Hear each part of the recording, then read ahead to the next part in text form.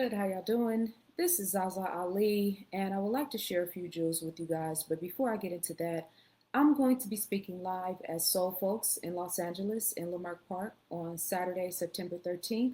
Doors open at 5 p.m. We still have tickets available for the early bird special. You can get information on that at my website, zazaali.com, or you can click the link in my bio on Instagram.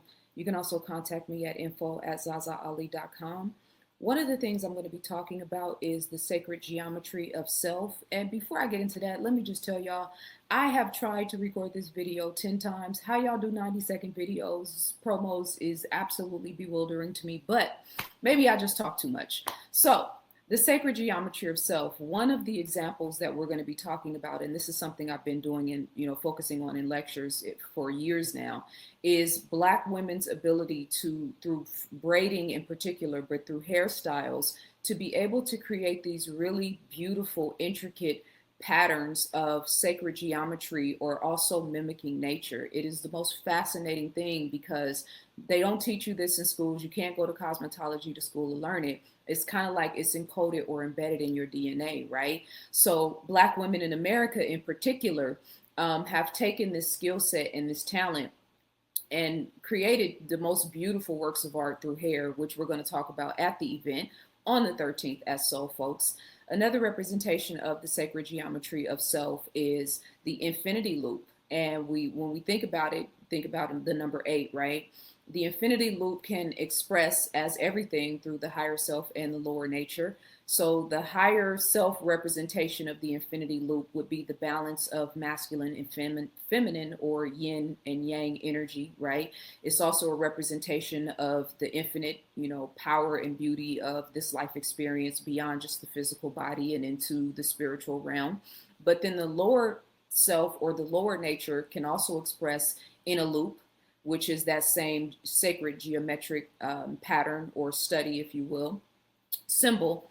And that represents as being stuck in a loop where you continue to express or attract the same type of relationships, same type of life experience. You get stuck in a pattern of negative behavior or in a low vibrational frequency. I call it the hamster wheel. And most of us aren't able to get off because we don't even realize that we're on it, right?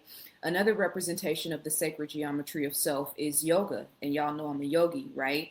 And so the different asanas and postures that the physical body does represents a lot during the process of yoga, represents and mirrors a lot of the sacred geometric patterns, which we're going to talk about.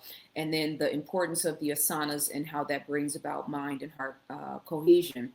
And then also the pineal gland, which the ancient Egyptians or Kemetic people, Egyptians, originally called the seat of the soul.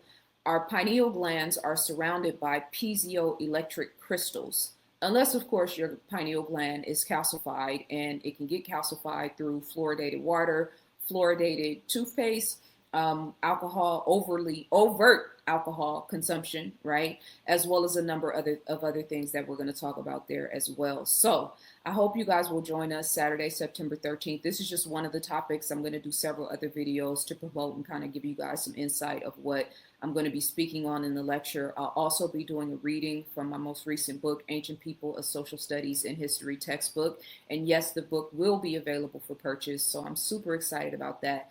I hope to see you guys there, and you can contact me at info@zazaali.com if you have any questions. And again, my website is zazaali.com.